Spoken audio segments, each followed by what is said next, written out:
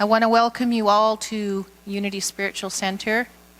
So glad that you could come tonight for such a special occasion. We have a woman named Mary Reed, and she is a modern-day mystic. She has been traveling around the United States, and she actually lives in India. So that's where she lives, and she has come here just for a few months on a tour, and we have been blessed to have her here from the Himalayas. She has written a book called Unwitting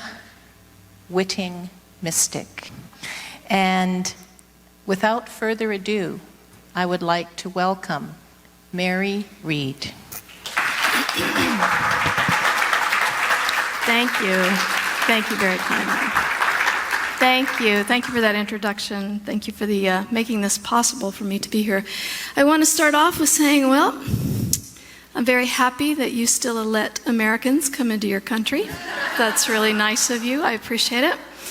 Let's start off with a greeting. Do you have a traditional Canadian greeting? Is there something you guys do when you just meet another fellow Canadian? Hey. All right, so, hey, how you doing? And when I was in Philly, they said, yo. So I'll teach you how to say namaste, the traditional greeting that we do in India. But first, I'd like you to tell me namaste the way that Westerners would usually do that. Just do it like you would do it if you just normally met me. Y'all are so serious. Westerners are very serious about this namaste thing. Let me teach you how we do it in my hood. In India, when you walk into a village, you're part of the crew, it's namaste, namaste. Now you can do that. You feel the joy in that? The divine greeting in each other is a joyous hello, hello. I see you, I honor you, hello, hello. So I send you those joyous greetings this evening. Namaste, and thank you for being here. I want to start by saying it's okay if some of you start feeling really startled while I'm talking. The vantage points that I'm going to offer tonight range from subatomic to cosmos, from embodying divine beings to embodying all there is. So don't be concerned if your mind starts going, oh my God, I've got to memorize all of this and I've got to put it in a logical framework and whatever. Don't worry, just relax, because I'm actually speaking to your heart. I'm really aiming to speak into this piece of you that already holds this knowledge, this wisdom, and I'm aiming to spark an awakening of that remembrance in you. So if you start feeling startled, just enjoy the ride. You'll probably feel a little bit better towards the end of the talk, and then I'll answer questions that you have afterwards. And then in the next couple of days, you're going to start feeling the, oh, hey, yes, there's going to be some insights rippling out here. So tonight we're just planting seeds of awakening. Now, I didn't mean to be a mystic. All of this is a huge surprise to me. I have no religious background whatsoever. There was a time where I was perfectly normal. And in that time, I didn't have any interest in reading I've never read the Bible. I had never had a lot of questions. I wasn't a seeker. I just wanted to grow up to be kind and do interesting things in the world. So I grew up to do that eventually as a healthcare executive in Washington, D.C. I've worked in America and Africa and Europe and Asia and other places. And while I was very busy being successful and normal, I started having these mystical experiences just out of the blue nearly 18 years ago. And just to give you an idea of how dramatically knocked out of my normal world I was, I'll give you just a glimpse of my first experience. December of 2000, I went into the body and being of Jesus on the cross at the moment of crucifixion. And in this moment where I realized where and in whom I am, suddenly I just knew everything about humanity's evolution. Instantly, I re-experienced how we have been evolving. And I saw in particular what caused this moment, the crucifixion moment.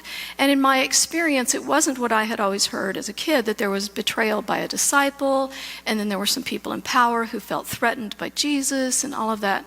None of that was in my experience. What I experienced as the cause of the crucifixion was the momentum of a mindset. These ideologies of fear and conflict that had taken ages to cultivate and perpetuate and entrench.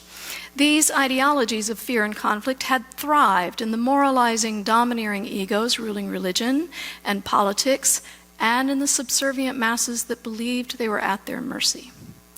In this same experience, I saw stretching throughout all of time, in every human heart, including our own, there is a thread of sorrow. And the source of that sorrow is our belief that we are separate from this thing that we call God. We believe we are separate from this very flow of divine love that's the thing that gives us our life experience. And at the end of this nearly 3.5 hour experience for me, I watched the evolution of Christianity from that point forward to current day, and I saw all the exploitations of Christ's death. I saw kings and cardinals and bishops scrambling to carve out dominions in Christ's name, century after century after century. I watched death and destruction, and most of all, domination all around the planet, again and again and again. Now, of course, there was a lot of good that came out of the evolution of Christianity. Of course there was, and there still is. But it was the way that the goodness was being used that was my lesson. And that was, mankind didn't want this good Christ that healed. Mankind wanted a good Christ that conquered. And this was what I was shown. Now, these themes of the fear and conflict ideologies, the suffering that connects all of mankind, and the conquering mentality of man, these have been threaded throughout all of my nearly 18 years of experiences. I've experienced it through Jesus and Buddha and what we call God and oneness, through the energies of these things themselves. I have embodied these lessons from multiple perspectives, always coming down to the exact same wisdom. And so you're going to hear these things threaded throughout tonight's talk as well. Now you can imagine when you start having these kinds of profound, unspeakably huge events, and then you have to go back into your office and just do your normal work. Now, that began to be a real struggle for me. I really started, this world just looked insane completely against the pure, simple, exquisitely loving wisdom of these other worlds. And it's, it didn't help that I worked in Washington, D.C. either. And so everything was just really getting out of balance. So I began to really struggle again and again and again. I was seeking help everywhere around the world. I saw more than 40 practitioners, therapists and doctors and Reiki practitioners and shamans and acupuncturists and back to the therapists. And no one could help me. They couldn't tell me why these things were happening. They couldn't help me process what was happening. And most of all, they couldn't help me figure out what to do with what was happening. So I really struggled year after year after year. And finally, after the 10th year of trying to hold these two worlds in balance, my normal life fell apart. The bottom just dropped out spectacularly. At the same time, the spiritual stuff was pushing really hard on my psyche. So all of this tipped my world upside down, and it culminated in a serious suicide attempt in March 2011.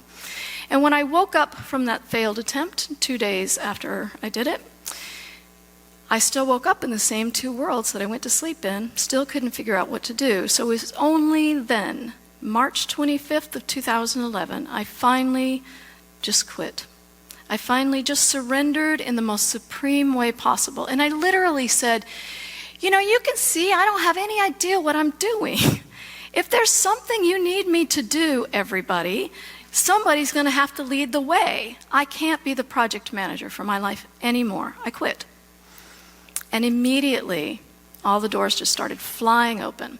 After 11 years of that struggle, within 6 months of my suicide attempt, I was perfectly fine. I was invited to India to meet with a high Tibetan Lama to talk about my experiences, and I ended up living in a Buddhist nunnery at the foothills of the Himalayas.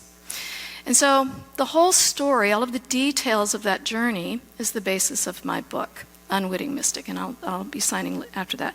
My book is also now being made into a movie, which is quite fun, so it's a whole new adventure there. But when I came out as a mystic, I only did that when I released my book. So I haven't been out very long publicly talking about what's been happening. In the first few years, I only knew how to talk about what happened. I could only say, look, all I know is to tell you that these things happened. Just tell my truth. And now, in the last couple of years, I've been able to finally talk about what all of the wisdom is that I've gleaned and how it applies to what's happening in our world today. And so this is what we're going to do tonight. I am literally going to walk you through, in my experiences, our whole human evolution as I have experienced it, summarized, where we began, how we got to where we are, and how I have seen where we're going. And it's all related to this great big holy shakeup that's underway right now as we are finally starting to create the life we really want. And I don't mean that materialistically. I mean the life of wholeness that we have been yearning for magnificently, collectively, and individually. So, excuse me. This is my cup of love. So let's start right at the beginning. The origins of existence. Where do we come from? What's the origin of God, if you will? My knowledge of this comes from an experience I had years ago in which I went back into the primordial ground, the origins of the God source itself. This primordial state of being is an exquisite void. It's unlike anything we know in earthly existence. You can imagine the cosmos before there's any galaxies, the cosmos before there's any stars. It's just this exquisite, vast, eternal, infinite nothing. All of this void is purely aware. It is fundamentally awareness itself. And the nature of this awareness is purely cherishing. This infinite void, that from which everything starts, the nothing before there's something, is pure cherishing awareness. There is not something that is aware and cherishing. There is fundamentally only awareness that is cherishing. This is it. This is where we begin. Metaphysically, we experience and know this cherishing awareness as divine love. When people talk about encountering angels or God or Jesus or whatever in these other realms, and they talk about this exquisite love, this blissful, piercing love, this is why, because they have become aware of pure cherishing awareness. It is purely cherishing. This is why it's so piercing. Now, all of this cherishing awareness has a will. It has an intention or desire, and it is only one thing, what we would previously call the will of God. The will of love has only one intention, and that is to be aware of all there is to be aware of and to cherish it. It seeks to know itself. It seeks to be all that it is. Period. That's its only intention. Now, how does cherishing awareness have anything to be aware of? How do we create life through awareness? Cherishing awareness creates entirely through movement. In our world, we understand and experience this movement as energy. We all recognize that we live in a dynamic, energy-driven world that's constantly moving and vibrating. From the divine perspective, all of that is awareness being aware of all there is to be aware of. I can share how I know this as well. In this experience where I'm in the primordial state, I'm just here as a formless speck of this part of this cherishing awareness. And as I'm in this field, it moves. This state that I'm in moves. And as there's movement, I'm engorged with this flow of divine love. And it wakes me up to my first moment of conscious awareness. And in this first moment of conscious awareness, I narrate this moment powerfully with the words of a single thought. And those words are, I am goodness, and I want to be all that I am. The same intention as love. And that that single thought, as I say those words, I feel myself powerfully, spectacularly rocketed into the evolution of my being. I can feel the words themselves as the creative force. So when we say, I am Word, that was exactly my experience. In the beginning, there was Word, and the Word was with God. This was my experience with this cherishing awareness. Now, sometime later, I was trying to figure out, how on earth did I do that? How did I create my evolution with just those words of that thought? We've all heard that thoughts create our reality, but how? What's the mechanism of creation? How do we know what to be aware of through these words? So I was thinking about this question, contemplating and meditating at the nunnery in India. And I was really thinking about this for a long time, and finally one day the answer comes to me. Now you can imagine a blackboard coming, and it has the lesson here, but instead of looking at the blackboard, I enter into the blackboard and become the lesson itself. This is how all of my experiences happen. What I enter into is fundamentally the subatomic core of a vibration. This dynamic, energy-driven world, I am in a vibration. What I'm in and looking at is entirely bright and reflective. I describe this in my book. It's like aluminum in sunlight. It's that bright and that reflective. What I've entered into can very easily be understood like a multi-dimensional kaleidoscope. There are all these patterns moving and turning, interconnected, interwoven, and all of this. Nothing can happen without affecting the other. It's all in a state of oneness. This is what I'm experiencing. In this bright and reflective kaleidoscope, all of the units that are turning in here at the subatomic level, they all have two very distinct components, every one of them. In the middle, there is a pattern that's going in a circle. There's a circle that has a pattern that's rotating counterclockwise. It looks like a pinwheel. So there's a reflective pinwheel rotating counterclockwise. Rotating in the opposite direction, reflecting against that, it looks like these decks of cards that have been spread out in these rows, little stacked square cards or mirrors or whatever you want to call them. In the last card, there's a real-life image of me, smiling and waving. Just like this. Now remember, I've asked the question, how did I come into my evolution of being with just this thought? And here's what I'm experiencing. In this kaleidoscopic unit, what is rotating at the center is the pattern of the focus of my awareness. The focus of my awareness. It has a unique energetic signature in the exact same way that a sound wave does or a light wave does. My focus of awareness has a pattern. And that is rotating and reflecting in the opposite direction against the pattern of my intention. That also has a unique pattern. So let's think about what my words were. What was the focus of my awareness? I am goodness. And what was my intention? I want to be all that I am. And so these two patterns energize with each other and energize into a reflective reality that I can then perceive because I am awareness. And as I perceive what there is to be aware of me, I have a cherishing reaction to this, which then becomes the next focus of my awareness, which then just continues the cycle. So this is the ever-eternal movement of life that I experienced, is the focus of my awareness and intention energizing into a reflective reality that I perceive, I have a reaction to, and that just continues the cycle.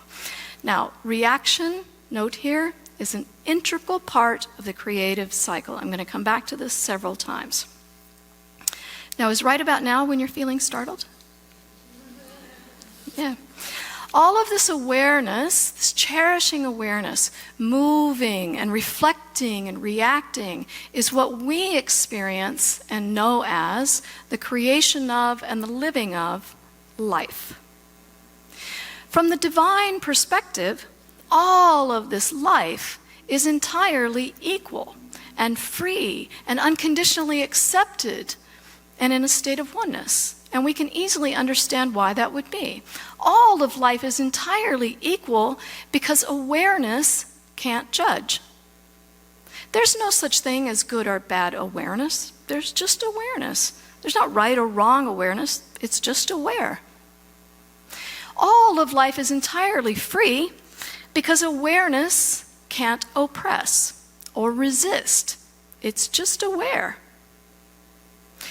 All of life is unconditionally accepted because awareness can't reject. It's just aware. All of life is unified in a state of oneness because it is all entirely cherishing awareness, being aware of and cherishing itself. So from the divine perspective, all of life is equal, free, unconditionally accepted, in a state of unity. Now, all of awareness, because it is all just awareness, can experience the awareness of everything at once, in which case we know that as something, omnipotent and omnipresent and omniscient and blah, blah, blah. It's that. It's all of it, and it can be aware of parts. It's all just awareness, so it can be everything and parts. Awareness can experience and cherish more of itself through the individualized lenses that we know of as I and me, or relationally as I and you, or me and other.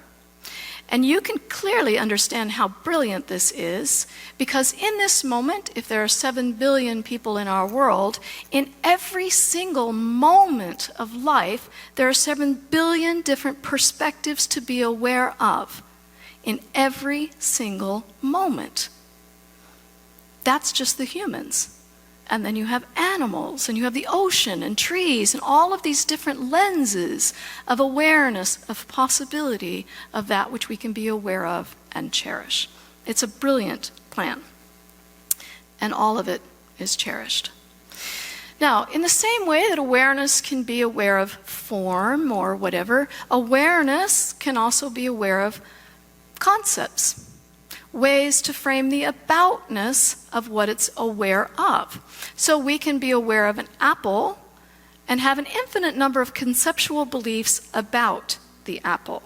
But it's just the way that we're framing things in imaginary ways. It's just conceptual beliefs. We take a critical turn in our evolution when awareness becomes aware of the concept of fear. Now, awareness can be aware of being afraid of what it is aware of. Now, we can all experience and understand in our lives that we know fear has a very strong magnetic pattern. It is that thing that pulls us in magnificently. The focus of our awareness comes in magnificently with the intention to protect. So as our focus of awareness comes in internally, we begin to come into the focus. Does somebody have a cell phone on? It's quite all right. Maybe we can double check everybody to make sure our cell phones are off, just in case. Our focus of awareness comes into fear with the intention to protect my life. And as we come into my life, we are now reacting to everything from this foundation of fear. So our cycle of creation is this. We're coming into very powerfully, magnetically, a focus of our awareness on fear with the intention to protect, reacting to everything accordingly. Now, we, in the I lens, can become exclusively identified as I, because now we lose our awareness of ourselves as the oneness of life. We are focused on my life. And so now we become exclusively in the I state that believes I am separate from cherishing awareness. But from the divine perspective, cherishing awareness can be aware both of the imagined separation and its true oneness of life with and as and through me. But as I'm over here creating in a foundation of fear, it sure doesn't feel like life is happening with me and through me and as me. It feels very much like life is happening to me in a threatening way. And so as life feels like it's happening to me and I feel separate from everything and I'm desperate to protect myself, we begin assigning value and meaning, conceptual value and meaning to absolutely everything in life, all experiences, all form, everything. We are assigning value of good or bad because we need only the good things to come to us because they make us feel safe. And we need all those bad things to go away because they threaten us. The Buddhist philosophy, the fundamentals of that is the suffering is from our attachments and our aversions. This is exactly what I experienced. Now, of course, if we're here creating in a good and a bad paradigm of life in which we perceive there's separation and we're constantly creating in fear, we want the good, we don't want the bad, there's an infinite variations of imagination about those beliefs. There's infinite variations of what's good and what's bad. And we experience pain in these beliefs of good and bad because we believe they're real. And we experience pain in particular when we have opposition to our beliefs. But we know we can look around our whole world and there's an infinite variety of what's good and what's bad. Yes? All right. Let's take just a moment to recap. I'll put this in a nice little handbasket. In my experience, God is not a mystery. It is simply what we have personified as this cherishing awareness that we have personified. All this cherishing awareness seeks only to experience all there is to be aware of and to cherish it. Awareness creates what there is to be aware of energetically through the focus of awareness and intention manifesting into a reflective reality that it can be aware of, have a reaction to, and then continue the cycle. From the divine perspective, all of this life that there is to be aware of is entirely equal and free, unconditionally accepted in a state of all just awareness being aware of and cherishing itself. Awareness can be aware of all of itself, or it can be aware of parts of itself. And it can, not or, but and.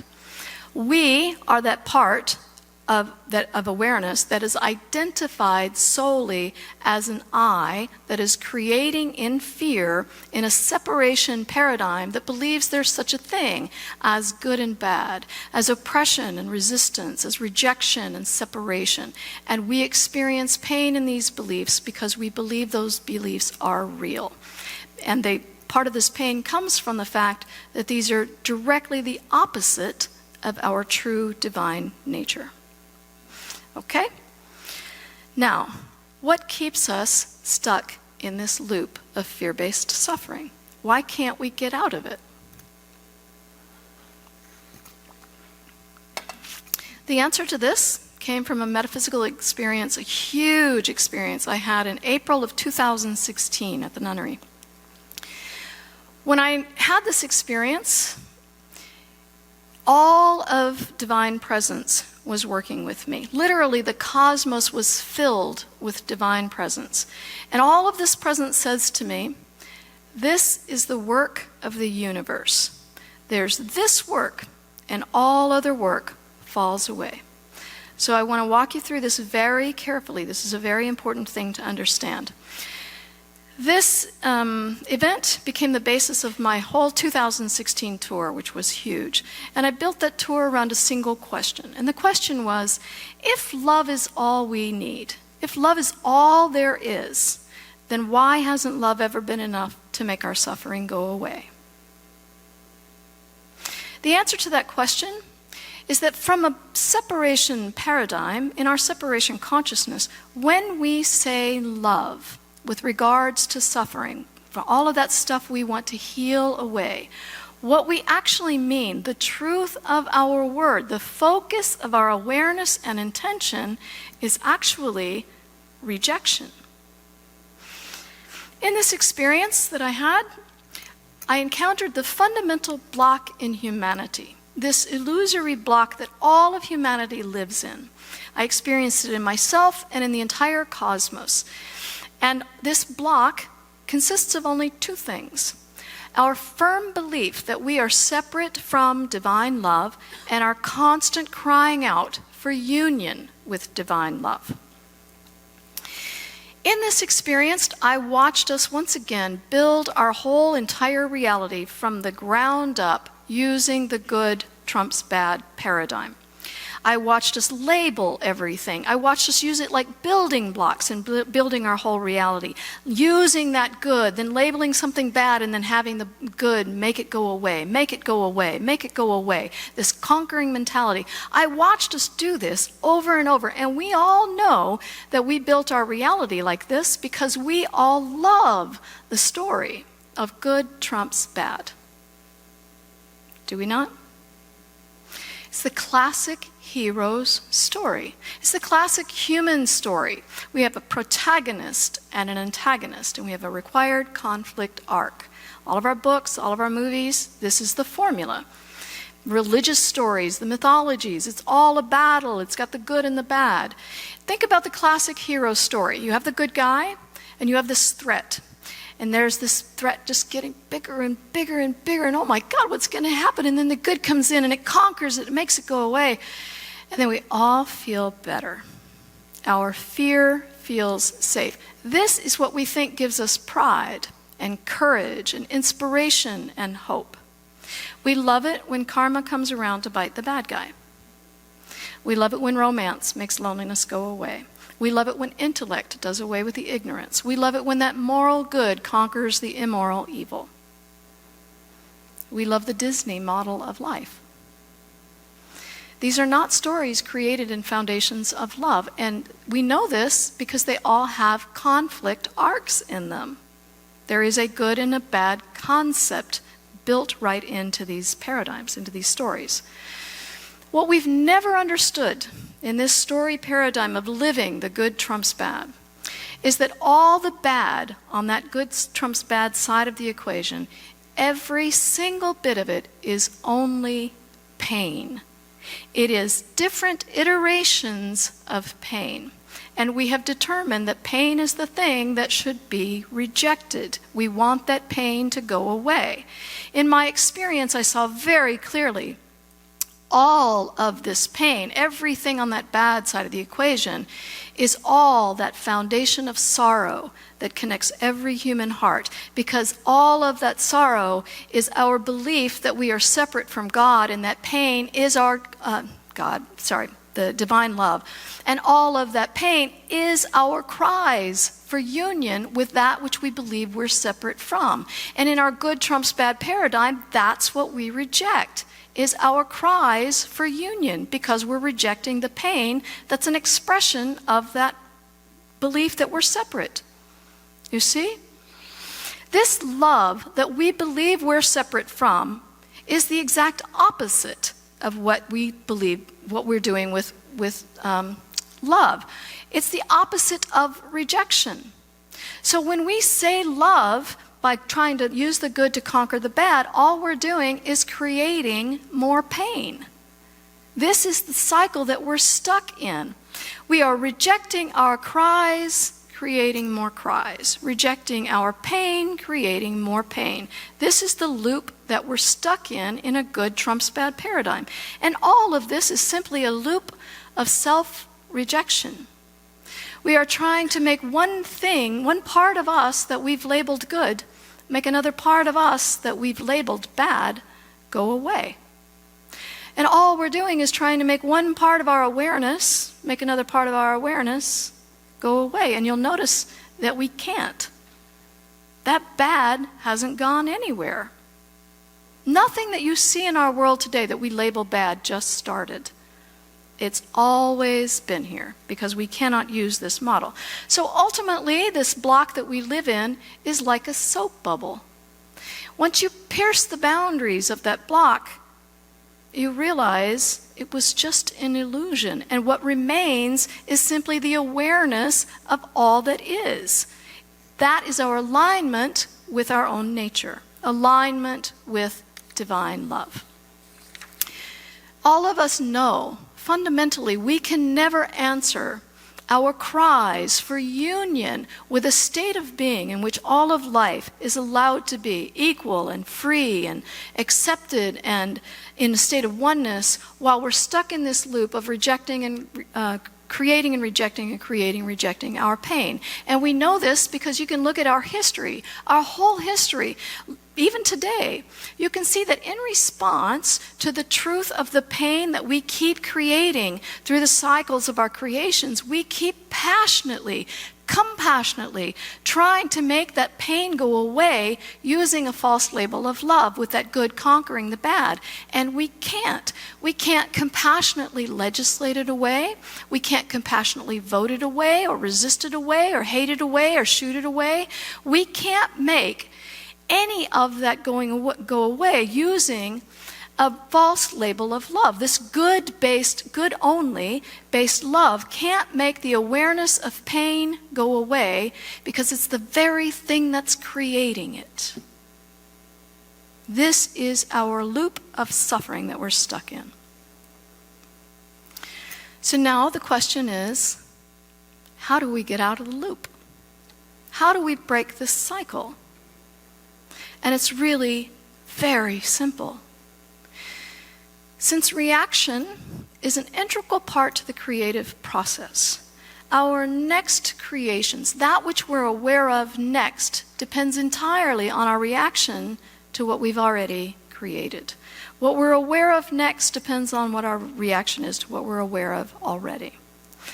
When we can release the demands of the I identity, release all of those beliefs about what should be, what shouldn't be, all of that sort of stuff. And by allowing everything within us to just be the presence of awareness that allows everything to be equal and free, accepted in a state of oneness, that's where we start breaking the cycle. And as we become this witness in a state, in the presence of divine love, all that was created in fear can no longer remain. And this is the point that our world is at today. And it's really easy to see what's happening. You can see all around the world in the last 150 years this magnificent transformation of all the things falling away that were built in fear.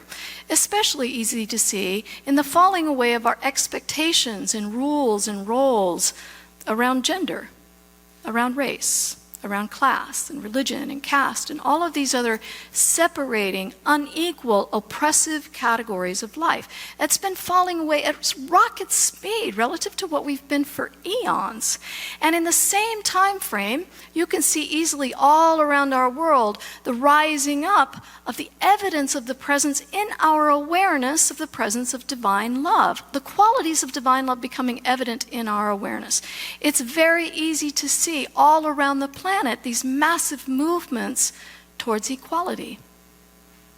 Massive movements towards freedom to be who we are as we are. Look at the transgendered movements today. These massive movements towards acceptance of what is in this present moment. These massive movements towards unity, towards oneness. These are all the indicators of the qualities of divine love rising up very easily in our awareness because of this transformation that's underway. And I can tell you exactly how it's happening because I've been watching it. And it has entirely to do with the individual vessel, the individual willingness to be this presence. And I can easily use an example to show you. Let's use Janet. Can I use you as an example, darling? Okay. So let's say that Janet and I have an energy of conflict. Janet did something really bad to me. Obviously, I didn't do it. She did it to me. Now, what energy of conflict looks like metaphysically, you can imagine the vibration. It looks like a knotted thread. It looks like a thread that's just been tangled up. And we have wound it around each other as we're in our conflict energies. As we're walking around with victimhood and blame and anger and resentment, we're just pushing and pulling and knotting that thread up even more.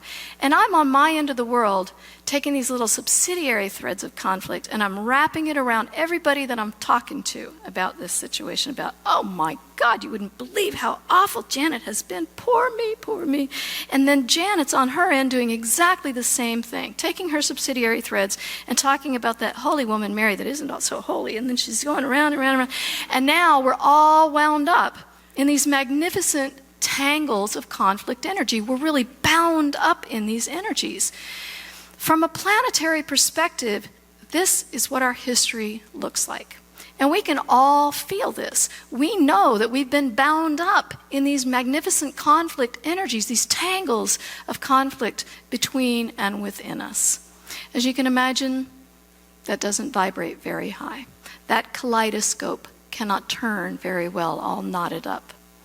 Now, in this example, if I, in this situation, take the time to really just go within, deep within, and I really honor all of the truth of what I'm feeling, all of the truth that I am aware of, whatever that truth is, the ways that I've behaved, what I feel, how hurt I am, and I get to that point where I recognize the pain that I'm trying to reject in this situation.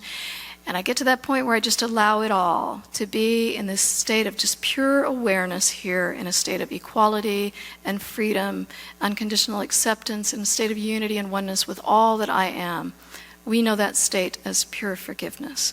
When I get to that state of pure forgiveness in me, what happens to that tangled thread all around me is that it just opens up and now it just falls away because all of those perceived tangles have now opened and it's all just flowing energy of divine love. It's just flowing awareness. And now there's no thread here. My thread is just dropped and it's just flowing. And as it drops away from me, now Janet has nothing to push and pull against with me. And so now her end of the thread just falls away as well. It just flows and opens around her. It's doing the exact same thing around all of the people that I was wrapped up in here. It's doing the exact same thing on Janet's end and dropping away from all of her little subsidiary threads. And now we're all in this field of flowing divine love energy. All because I did my work. From the planetary perspective, this is what's been happening. As more and more and more of us have gone in and been willing to do this work within us to get our own state of being in direct alignment with our own true nature, and allow ourselves to be the presence of awareness that allows all of life to be in that state of divine love, we have opened up these channels that have rippled out into the collective and allowed all of these, the presence of divine love to come into our awareness on a global scale. And so it's no surprise at the same time we also see on a global scale all of the presence of this pain from deep within humanity coming up to be included in this healing flow. This is what's happening right now. Now, please excuse me. I can help us very easily feel into being this presence of oneness in awareness to understand how this individual vessel is participating in all of this, how important and easy it is to do this. Some of you may know the philosophy Ubuntu. I used to work in Africa a lot, in southern Africa. They're very fond of this philosophy. I love the definition of this word that says, I am who I am through you. We are who we are through each other. And I'm going to help you viscerally experience that very simply. And I'll start by asking you, where do you think you see me right now? Where do you think you're experiencing me? In a separation consciousness, separation paradigm, you believe, we collectively have agreed, that you see me up here separate from you on a stage. But in fact, the only place that you see me or experience me is inside of you, within your own field of awareness. You are in oneness with that which you are aware of. you are taking in these reflections of light patterns, and it's coming in and intermingling with the patterns through your nervous system, and all of that is coming out with this data, interpretation of data, that is an agreed upon outcome of a woman standing up on the stage, a certain distance, location, size, color, etc. But all of that interpretation happened only inside of you. Nothing happened outside of you in this awareness experience. You're always in oneness with that which you were aware of. If you were to close your eyes right now and I stop talking, you have no awareness of me at all except in your memory. But where is that memory? Only inside of you. Because there's nothing else bringing you into a oneness state with your awareness of me. If you were to keep your eyes closed and I continued talking, then all that's happening is that you're hearing me. And where is that hearing taking place? Only inside of you. You are in a oneness with that which you are aware of. Make sense? Now, if I were to put my cold hands on your arm, the sensations that you would feel would be coming from within you. They're not coming from within me. You can't experience my hands up here because there's nothing bringing you into a oneness experience for that to be happening within you. If you bite into a carrot, the taste of the carrot is happening only inside of you. You can't taste a carrot that's in the ground because there's nothing bringing that into a oneness experience with your awareness. You see? It's always only happening inside of you. If I tell you that on the way here we saw a terrible car crash, you might feel empathy for the car crash victims, but you didn't have any empathy until there was an internal awareness of something that required an empathetic response, until you were at one with that which you were aware of. All of life is a oneness experience with that which you are aware of. You're not experiencing anything ever outside of yourself. You are this point of awareness that is aware with that which you are in oneness with. Now, when you really take that in, you let that sink in, then think about everything you're experiencing in the world. Good, bad, indifferent. Everything you're only experiencing it inside of you. So when you think about encountering other people's hatred, anger, ineptitude, frustrations, where are you experiencing that? Only within you. So there's really no such thing as others' pain, others' stupidity, others' right or wrong. This is an experience you are in oneness with in your field of awareness. So when you realize this, you realize where is the only place that I can process what I'm experiencing of anything in life? Only within me. Where is the only place that I can react to whatever I'm experiencing in life? Only in here. This is the only place where my focus of awareness and intention can come in and have any kind of reaction to whatever I'm experiencing in my awareness. So this is the only place from which we can create whatever the next thing is that we're aware of. This is where the whole thing takes place. It can be no other way. If we have something that comes in our awareness and we react in rejection and pain, then all we've done is just continue that exact cycle. When it comes in here and we allow it to just simply be the awareness, our reaction to be the awareness of what this is, then our next creation is not in that same cycle. You see? It's all happening only within the individual vessel. So, in this process of healing now that's happening in our world, we have only one question that we ask ourselves that matters really truly, and that is, am I willing? Am I willing to be a presence of divine love given this? Given whatever I'm experiencing, am I willing to be the presence of divine love, the witness of divine love in witness to whatever I'm experiencing? That's a very important question, because many times you're going to say, no. It feels really good to be righteous. It feels really good to blame and judge and all of these other things.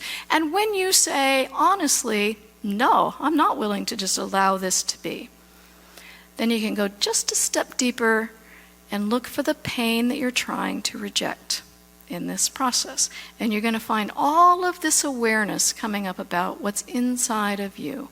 All of your old patterns, all of your old tethering, all of this is identified. All those patterns are identified through this inquiry of willingness. It's so powerful.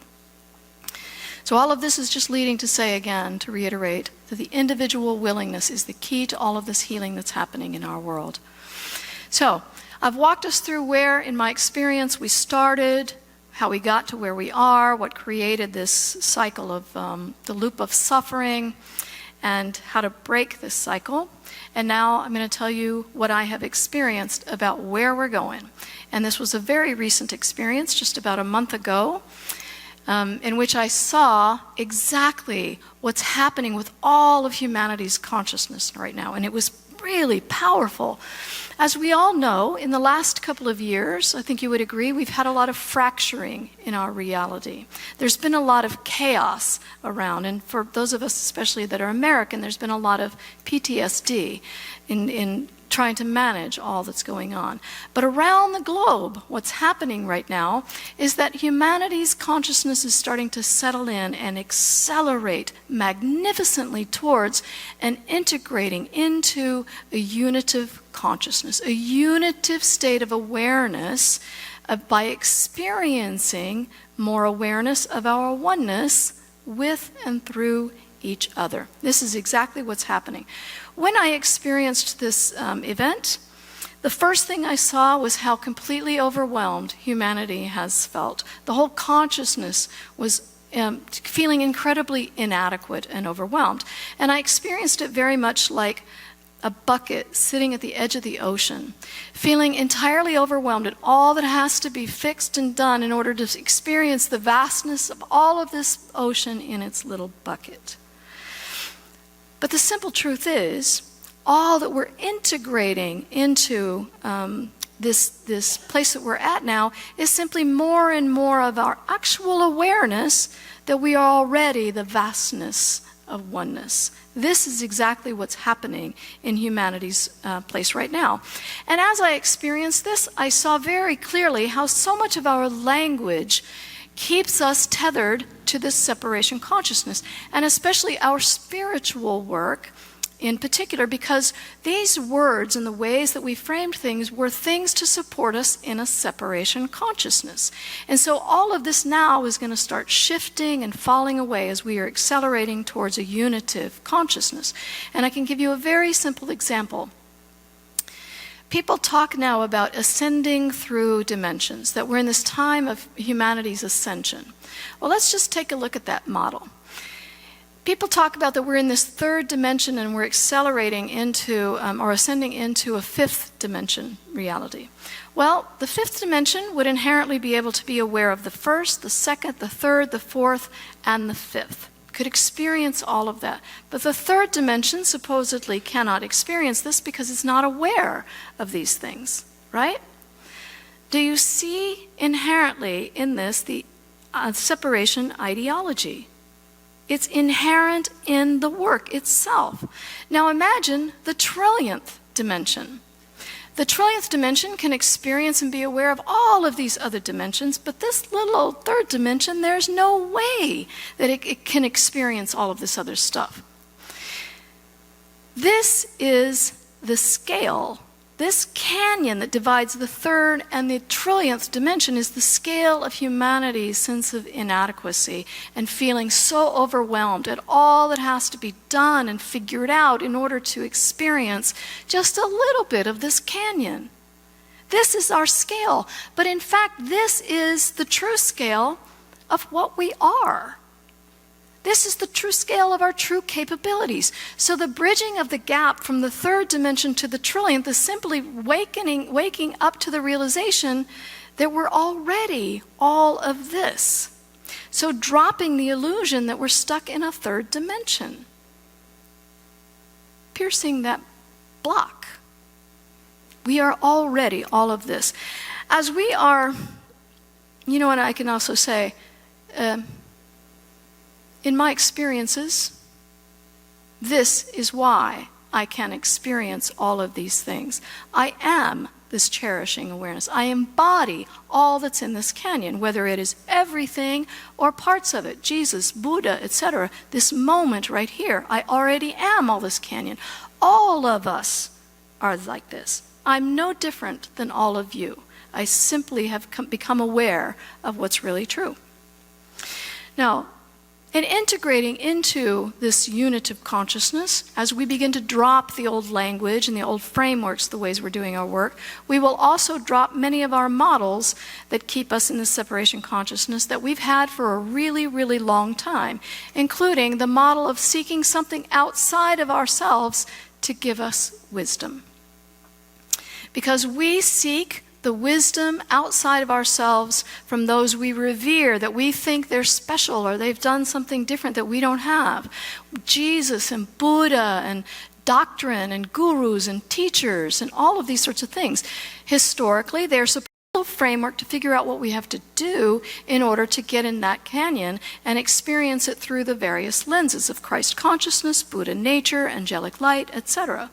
But in coming into this integrative consciousness now, what we're realizing is that we're able to be, that we already are all of this unitive consciousness without the need for any lenses. So all of that wisdom that's inherent in Christ and Buddha and angels and God and all these other things are already inherent in all that we are. So now it becomes Christ here through us, Buddha here through us, angelic light here through us. We are becoming the presence of all of this. All that is God, love, this cherishing awareness is integrating into this present realm, this present moment to experience and be aware of being, its whole being right here through us. Awareness, cherishing awareness right here in this dimension. This is what's happening.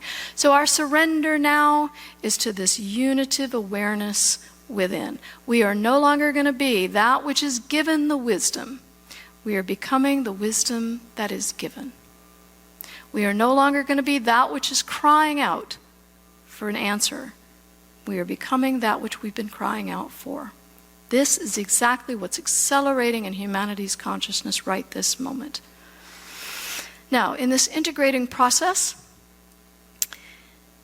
the sitting in stillness is extremely important, and I'll explain why. We tend to think of this vessel as the individual portal, but in the old models, we would think of this portal as the thing we go through to access higher dimensions, and then we come back in and we have to figure out what to do with all of that information and then figure out what's in the canyon. In fact, the individual portal is this place that opens up, this awareness space that opens up so that all information can come in here. It is not us leaving and going anywhere. It's everything coming right here where we are through us. So this portal is a two-way street. It is not a one-way highway to the higher realms. And so as we sit in stillness, we can think in this individual portal, think of ourselves as, imagine still water. And so if we're a body of still water, the purity of the divine wisdom that enters can be experienced at the point where it enters and in the purity of the ripples that go out from us to the collective. If we ourselves are choppy water, then we cannot experience the purity of the wisdom that comes in, and nor can we let it ripple out to the collective. So this is why sitting in stillness is so important right now especially, and it's also the first step that we have in taking the focus of our awareness and intention out of our fear-conditioned mind and into the knowing presence of awareness in our heart and our gut. And so we're going to do a little exercise right this minute to get into that little beautiful space. All of you have a box right now. And I apologize for handing out the pieces of paper. We didn't think we were going to have enough boxes, so we were going to have to do it a little differently. But you don't need your paper now. You just need your box and your pen. You're welcome to have that paper as a gift from me. I lead a very modest life. That's about all I can afford, but you're welcome. All right, so I'd like everybody to get very comfortable in their seats. Place both feet on the ground.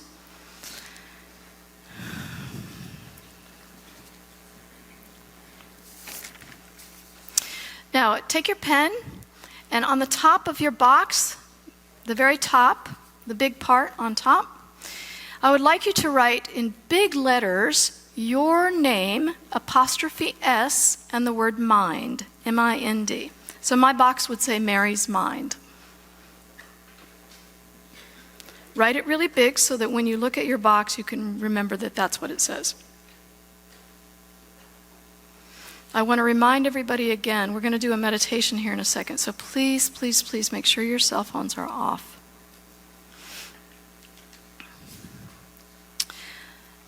Now, I'm going to give you some words to write on your box, and as I say these words, I want you to write them anywhere on your box. It doesn't matter where you write it. You can write it anywhere that feels comfortable to you. And as I say the words and you write them, I want you to think about the scale of what you're holding in your mind with those words. So, for example, we'll start with my past. Write my past on your box, P-A-S-T, and think about all you're holding in my past. That which defines my life. The scale of all you've been holding in there, identified as my. And now write my stories, all the stories that I tell about my life, what happened, what I did, what I was, what didn't happen, what my parents were like. All of my stories. Think about the scale. And now write my intellect.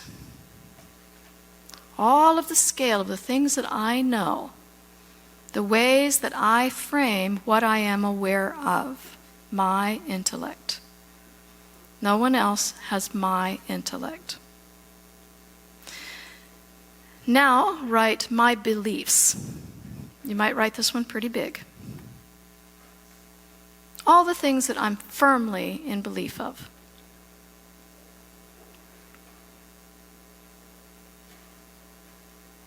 And now write my future.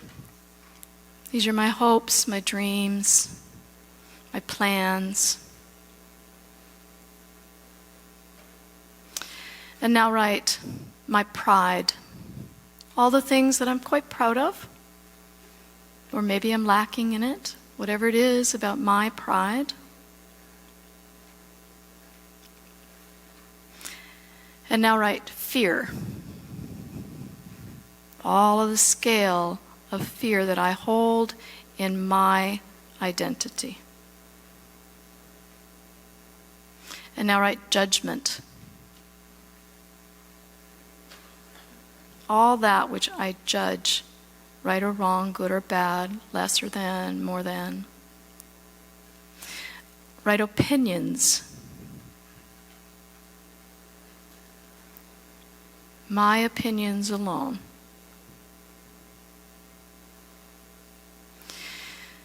My worries. Lo, all my worries. My anger.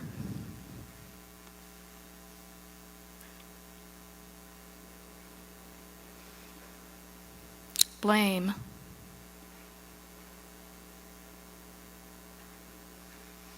Jealousy.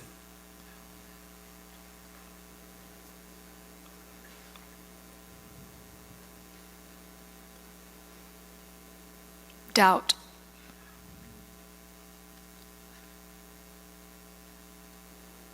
And now just take a moment to think about your life in particular, what might be specific to you that I haven't mentioned. Write it on the box. Maybe you have a sense of lack or insecurity or whatever. As you'll notice, most of these are things created in a fear-based identity. What's specific to you in my life?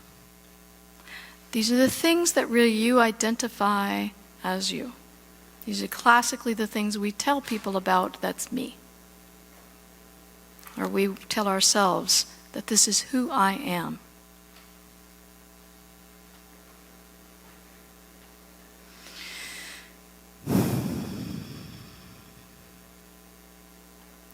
Okay, I want you to take a moment now and look at your box. Look at all these words. Look at the scale of all that you are holding in your mind in a conceptual framework that you believe is you, that we traditionally think, this is me. These are mine. This is who I am. I'm made up of all of this in my mind framework. Take that scale really in.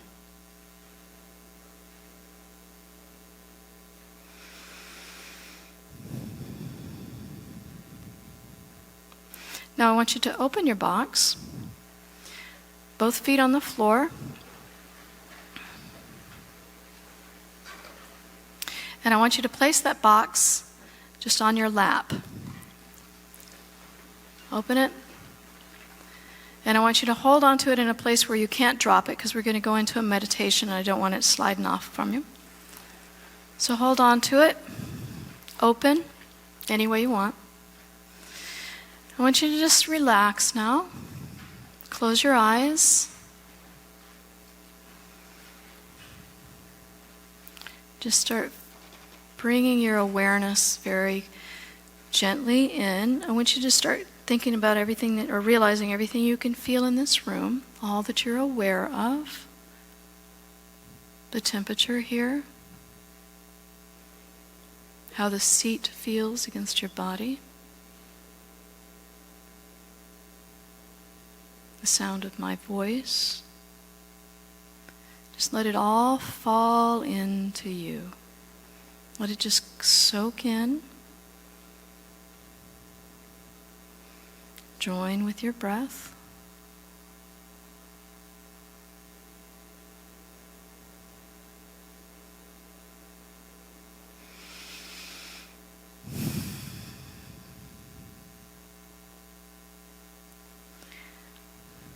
As we're sitting here in this stillness, in a moment, we're going to take a nice deep breath in.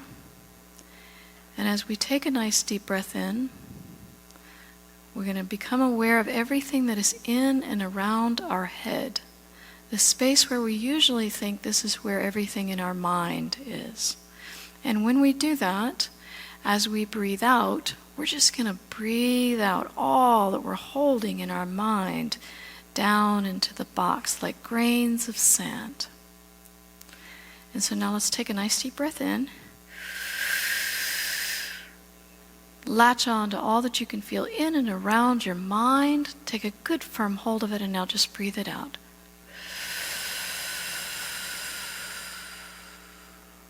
All of it falling so easily down into the box. We all recognize that our thoughts are very magnetic. So now we just have all of these magnetic thoughts down in the box. Any thoughts that arise just magnetized down into this very strong, powerfully magnetic box. As we've done this, now our head is starting to get a little lighter. We can feel a fullness now through our heart, maybe a little in our stomach. Starting to do more activities through the heart, our breathing and our listening. The thoughts are just falling into the box. Let's take another nice deep breath in. Feel into around your head. If there's anything remaining, just let it fall.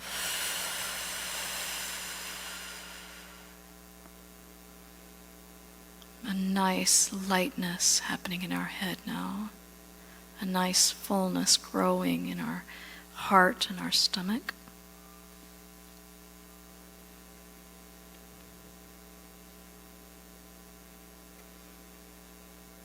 Uniting with this breath through our heart. through our stomach. This flow of beautiful energy opening up now. We can feel it all through our chest and our stomach area. Let's take one more nice deep breath in.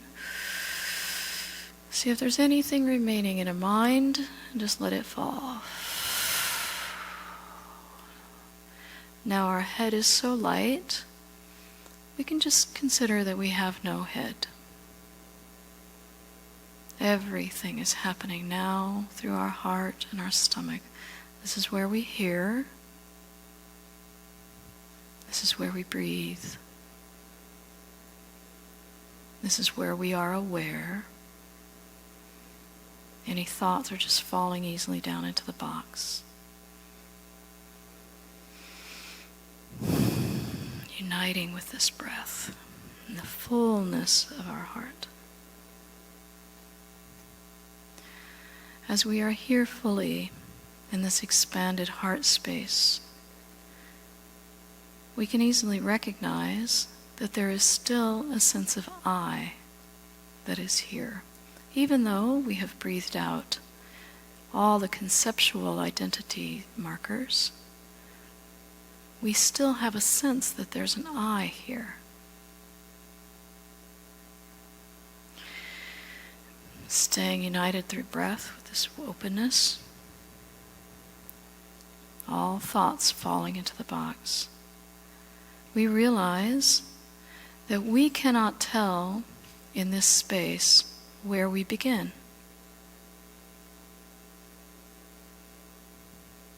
We also can't tell where we end.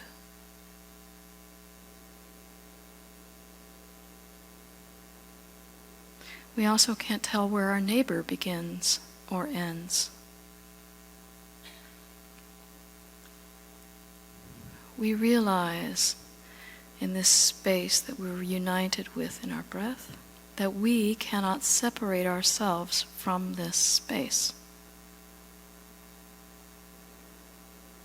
There is nowhere where this space is not. Therefore, there is nowhere we are not. We realize we can't change this space. This is the space simply of isness.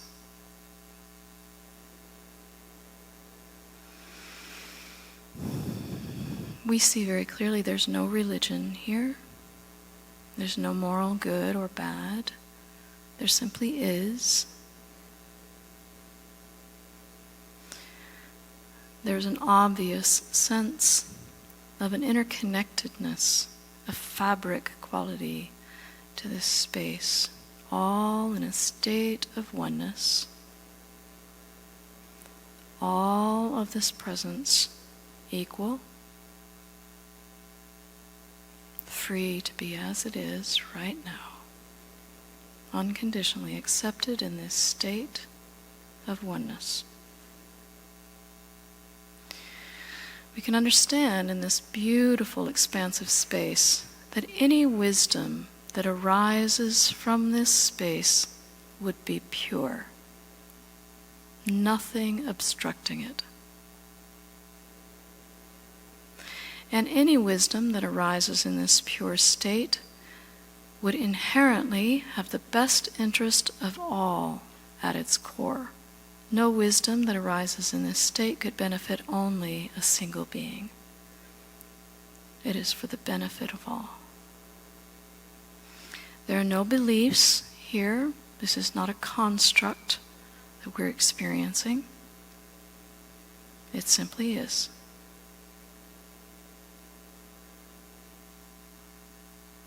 It is, and we are.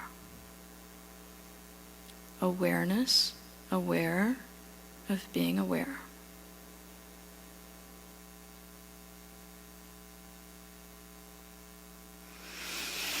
As you feel comfortable, you can wiggle your toes, wiggle your fingers.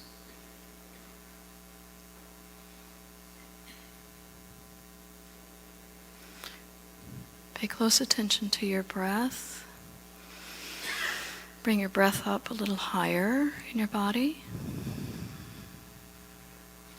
As you feel comfortable, you can open your eyes.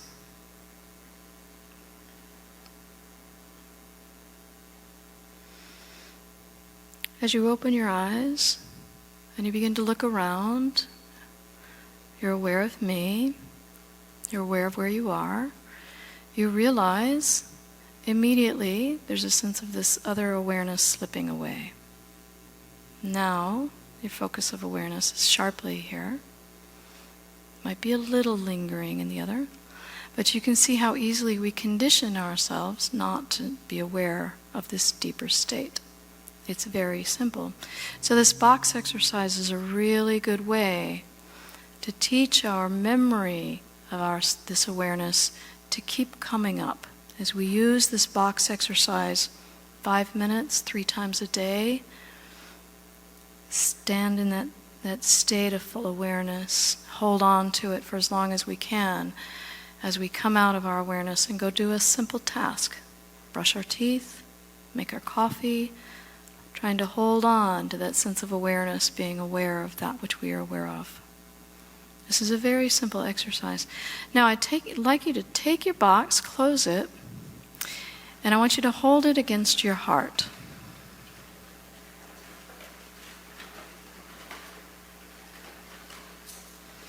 Hold it really, genuinely, lovingly against your heart. Be aware of compassionately lovingly holding this box. And I want you to take a nice deep breath in, and as you do, when you breathe out, I want you to infuse every grain of sand in this box with all of that loving awareness that you've been experiencing in your heart. Take a nice deep breath in. And now beautifully infuse every grain of sand in your mind with that love.